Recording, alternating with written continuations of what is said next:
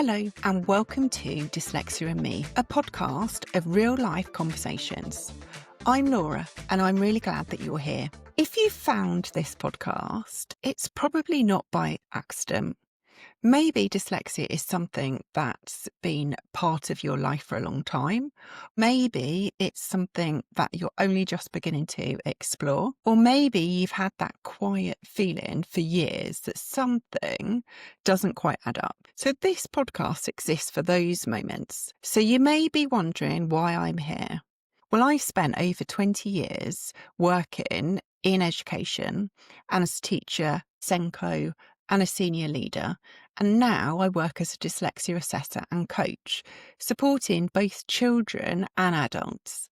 And I help parents to navigate their child's diagnosis and help adults in the workplace create systems that really work for them so that they understand their cognitive strengths and utilise those. And if there's one thing that I've learned, it's this. People don't struggle because they aren't capable. They struggle because they don't understand how their brain works. Now, I meet adults every week who are exhausted, burnt out, holding themselves together on the outside, whilst quietly wondering why everything feels so hard. I meet parents who sit down and say, I know something's not quite right, but nobody seems to be listening to me. Now, this podcast is here to hold those stories and to change the way we talk about dyslexia. I've seen so many people talk about dyslexia being a superpower, and I just don't believe it. I think this dismisses the actual struggles that people have.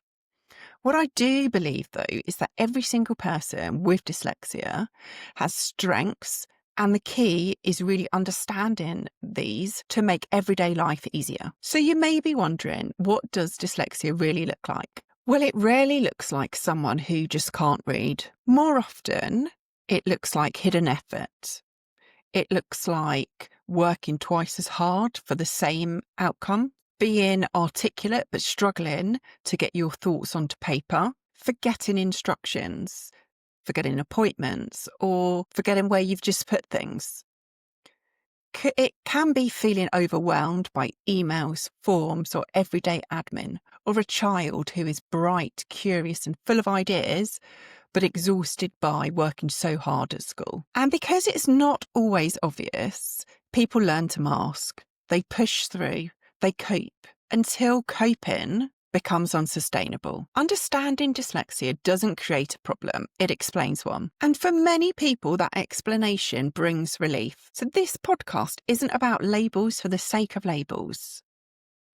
It's about clarity. It's about compassion. It's about finally being able to say, okay, that's why I do that. You'll hear conversations with adults who are diagnosed later in life, parents navigating uncertainty, teachers, coaches, and professionals who understand dyslexia, not just academically, but emotionally. We're here from business owners who have created systems that work for them. These are not polished success stories.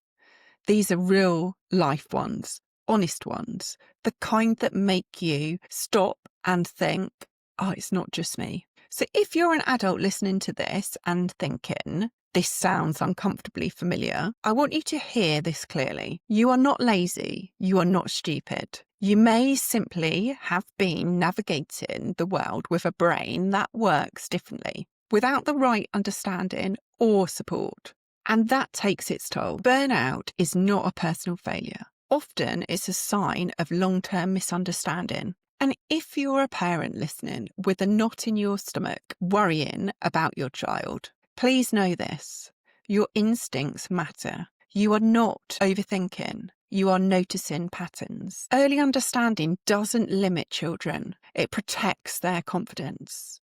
It helps them to grow up knowing who they are, instead of quietly believing they're not good enough. So, what can you expect from this podcast? In the episodes ahead, we'll talk about late diagnosis and identity, burnout and overwhelm, dyslexia in education and in the workplace, confidence, self-worth and self-advocacy, tips and tricks that work and what genuinely supportive environments really look like. Always with honesty, always with compassion, and always without judgment. If this short episode resonated with you, you can follow the podcast, share it with somebody who needs it, or simply sit with the reassurance that understanding brings. I'll be bringing you weekly episodes with a wide range of guests and can't wait to get started. Thank you for being here and welcome to Dyslexia and Me, a podcast where real life conversations matter.